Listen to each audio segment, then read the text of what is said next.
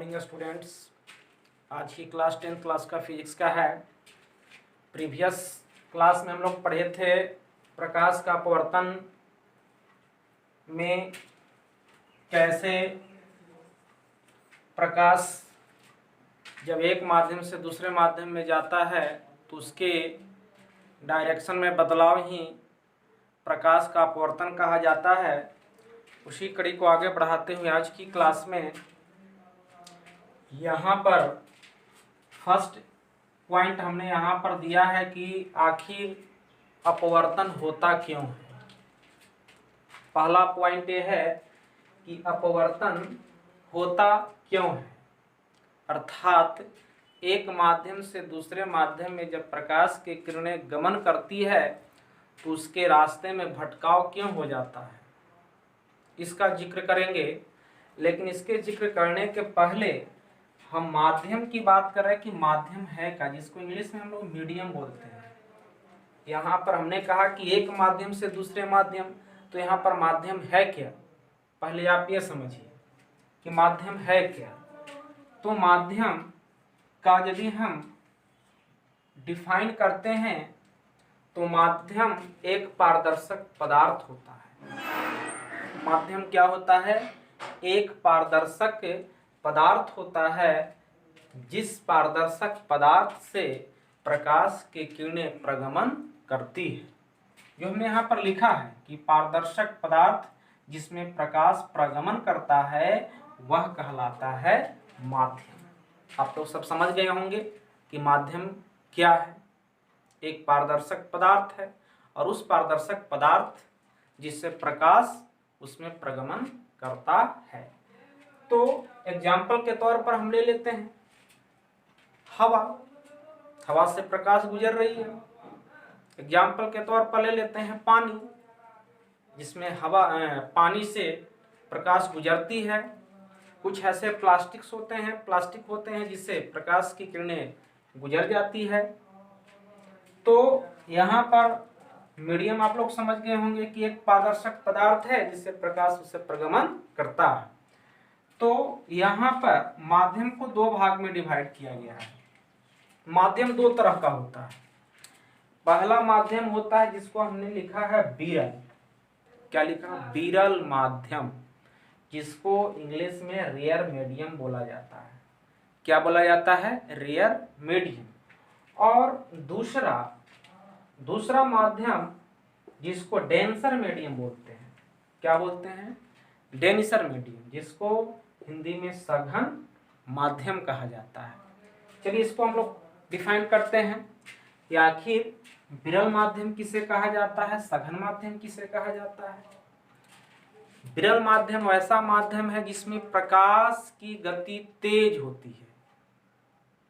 विरल माध्यम वैसे माध्यम को कहा जाता है जिसमें प्रकाश की गति तेज होती है, और सघन माध्यम वैसे माध्यम को कहा जाता है जिसमें प्रकाश की गति धीमी होती है। आप लोग सब समझ गए होंगे विरल माध्यम किसको कहा जा सकता है, सघन माध्यम किसको कहा जा सकता है। चलो आइए, यहाँ पर हमने 3 पॉइंट यहाँ पर नोट किया। First, second, third. वायु में प्रकाश की गति, हवा में प्रकाश की गति क्या होती है? तो हमने लिखा 3 × 10⁸ मीटर पर सेकेंड। कितना लिखा?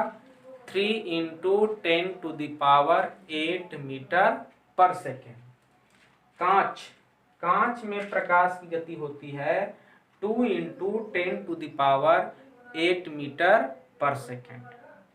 और जल में प्रकाश की गति होती है 2.25 × 10⁸ मीटर पर सेकेंड। इसको आप लोग नोट कर लीजिएगा। एक कॉम्पिटिटिव पॉइंट है। कंपटीशन में इस तरह के क्वेश्चन फ्लैश कर दिए जाते हैं कि बताइए कि हवा में प्रकाश की गति क्या होती है। इस तरह से क्वेश्चन बनते हैं, आप नोट कर लीजिएगा। तो इतना यदि हम जान लें, जानकारी यदि हमें इतनी प्राप्त होती है तो एक क्वेश्चन क्लियर हो गया कि आखिर अपवर्तन का कारण क्या है। जैसे प्रीवियस क्लास में बताया था कि हमने एक कांच का आयताकार गुटका लिया था, प्रकाश की किरण एक चल रही थी और जैसे ही कांच के गुटका में प्रवेश किया तो उसके डायरेक्शन में मूवमेंट आ गया। तो मूवमेंट आ गया तो हमने कहा कि प्रकाश का अपवर्तन हो गया। तो प्रकाश का अपवर्तन क्यों हो गया?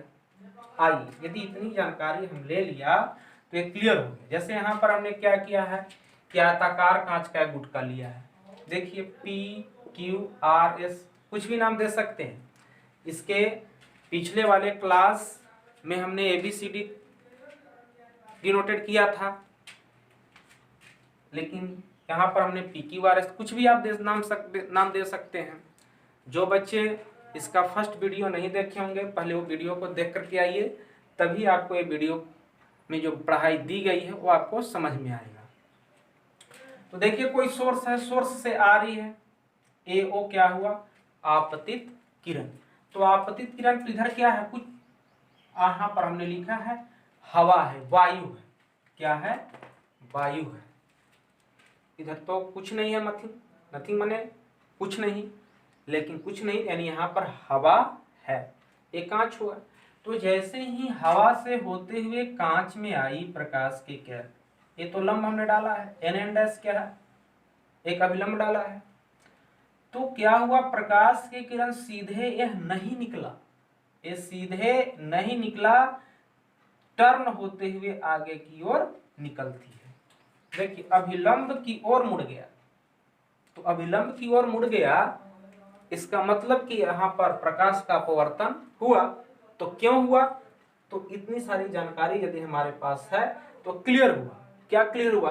कि जब यहाँ पर प्रकाश की किरण हवा में जब चल रही थी, तब इस प्रकाश की किरण AO की जो चाल थी वह 3 × 10⁸ मीटर पर सेकंड थी। लेकिन जैसे ही इस O पॉइंट पर जैसे ही पड़ता है तो इसकी चाल, ये क्या है? कांच है। तो कांच में प्रकाश की चाल 2 × 10⁸ मीटर पर सेकंड है। कम गया, पहले फास्ट चल रहा था, अब जैसे ही उस पॉइंट पर पड़ा वैसे इसकी चाल कम गई। तो कम कर गई तो उसकी गति में बदलाव हुआ। तो गति में बदलाव हुआ तो उसके डायरेक्शन में भी बदलाव होंगे। तो इतनी जानकारी लेने के बाद हमारे दिमाग में इस क्वेश्चन का आंसर आ गया कि आखिर अपवर्तन का कारण क्या है। दो माध्यम इसलिए कह रहे हैं कि दोनों में प्रकाश की किरण की चाल भिन्न भिन्न होंगे, तभी हम दो माध्यम उसको अलग कर सकते हैं। तो हवा में प्रकाश की चाल 3 × 10⁸ मीटर पर सेकेंड और कांच में 2 × 10⁸ मीटर पर सेकेंड है। तो ये फास्ट चल रहा था, जैसे इस पॉइंट वो पर आया इसकी स्पीड स्लो हुआ पहले की अपेक्षा। तो इसमें क्या हुआ? अपवर्तन हुआ, इसलिए कि चाल में इसकी बदलाव हुई। तब चाल में बदलाव होगी तो इसके डायरेक्शन दिशा में भी बदलाव होंगे। अब बात आ रही है कि विरल माध्यम और सघन माध्यम। तो हवा को हम क्या कहेंगे? विरल माध्यम कहेंगे कि सघन माध्यम कहेंगे? कांच को हम विरल माध्यम कहेंगे कि सघन माध्यम कहेंगे? तो ऑलरेडी अभी हमने बता दिया। क्या बताया? कि जिस माध्यम में प्रकाश की चाल तेज होती है वह विरल कहलाता है, और जिस माध्यम में प्रकाश की चाल कम होती है वह सघन कहलाता है। तो अब देखिए, हवा में हमने बताया कि 3 × 10⁸, और यहाँ पर कांच का है 2 × 10⁸, अर्थात हवा में प्रकाश की चाल ज्यादा है। किसकी अपेक्षा? कांच की अपेक्षा। किसकी अपेक्षा? कांच की अपेक्षा। तो अब यहाँ पर हम क्लासिफाइड कर सकते हैं कि इधर जो हवा है वह विरल माध्यम है, और यहाँ पर आपका कांच जो है ये सघन माध्यम है। क्या है? कांच सघन माध्यम। क्यों कहा? इस पॉइंट से हमने कहा। अब आइए नोट कीजिए दिमाग में कि जब प्रकाश की किरण बहुत तेजी से आते हुए जब स्लो करता है तो वह अभिलंब की ओर मुड़ जाता, आगे ना निकल करके अभिलंब की ओर मुड़ गया। पहला नोटिस कीजिए अपने दिमाग में, कि जब प्रकाश की किरण विरल माध्यम से सघन माध्यम में प्रवेश करती है तब प्रकाश की किरण जो है अभिलंब की ओर मुड़ जाती है। अभिलंब की ओर, अभिलंब के नजदीक, देखिए ऐसे सीधे निकलता तो यहाँ पर इस तरह से जाता, लेकिन ऐसे जाता नहीं है क्योंकि यहाँ पर प्रकाश के किरण का अपवर्तन हुआ। तो जब विरल माध्यम से सघन माध्यम, विरल माध्यम से जब सघन माध्यम में प्रवेश करती है तो अभिलंब की ओर मुड़ती है। अब देखिए यहाँ पर अभिलंब की ओर मुड़ गई। अब यहाँ पर एक और हमने नॉर्मल को रखा n1 n1 डैश, यहाँ पर हमने रखा था nn डैश इस अभिलंब का नाम। अब इस अभिलंब का हमने यहाँ पर नाम रखा n1 और n1 डैश। अब देखिए यहाँ पर पड़ेगा तो जो एंगल बना इसके बराबर होगा क्योंकि अभी मीडियम चेंज नहीं हुआ है, मीडियम चेंज नहीं हुआ है। यह जो एंगल बन रहा था कांच के अंदर ही, और यहाँ पर भी जो एंगल बना वो कांच के अंदर ही। तो यहाँ पर जितना एंगल बनेगा उतना ही एंगल यहाँ पर भी बनेगा। अब यहाँ पर हमने अभिलंब एक और डाला, अभिलंब एक डाला, तो अभिलंब की ओर यह नहीं मुड़ेगा, अभिलंब की ओर नहीं मुड़ेगा, अभिलंब से दूर चला गया। क्यों चला गया? अब इसकी गति जो होगी वह फास्ट होगा। क्यों फास्ट होगा? क्योंकि ऑलरेडी हम जानते हैं कि हवा में प्रकाश की गति 3 × 10⁸ मीटर/सेकेंड और कांच में होता है 2 × 10⁸ मीटर/सेकेंड।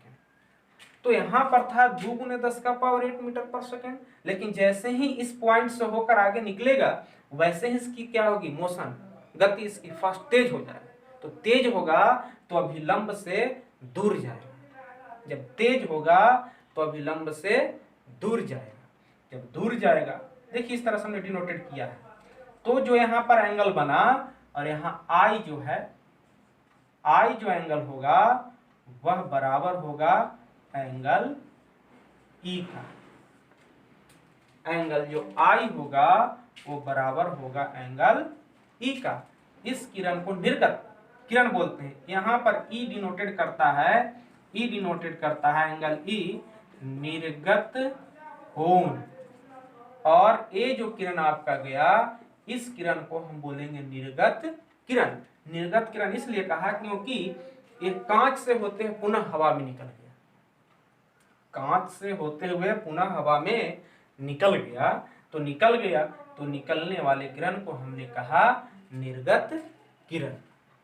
और निर्गत किरण और अभिलंब के बीच का जो कोण बना, इस कोण को जो ई से डिनोटेड करते हैं यह कहलाता है निर्गत कोण। क्या कहलाता है? निर्गत कोण। एक पॉइंट और इसी में हम लोग लेते हैं, पार्श्विक विस्थापन। देखिए पार्श्विक विस्थापन क्या है? पार्श्विक विस्थापन, पार्श्विक विस्थापन है हमें यहाँ पहले ऐसा था नहीं, ऐसा था नहीं, क्योंकि इस तरह से टर्न होते हुए ऐसे निकल गया। लेकिन ऐसा मैं कल्पना करता हूं, क्या करता हूं? ऐसा कल्पना करता हूं कि यदि इस प्रकाश की किरण यदि सीधे निकलती तो इस तरह से निकल जाती, इस तरह से निकल जाती, लेकिन निकला नहीं है, लेकिन निकला नहीं है, ऐसा हमने कल्पना किया। कल्पना क्यों किया? तो पार्श्विक विस्थापन को समझने के लिए। ऐसा कल्पना क्यों किया? पार्श्विक विस्थापन को समझने के लिए ऐसा हमने कल्पना किया कि यह किरण इस तरह से निकल सकती थी, ऐसे सीधे निकल सकती थी, ठीक। तो इस मूल किरण की दिशा, यह क्या है? मूल किरण, बदलाव नहीं हुआ। मूल किरण की क्या है? मूल किरण की यह दिशा है, और ये क्या हुआ? निर्गत किरण।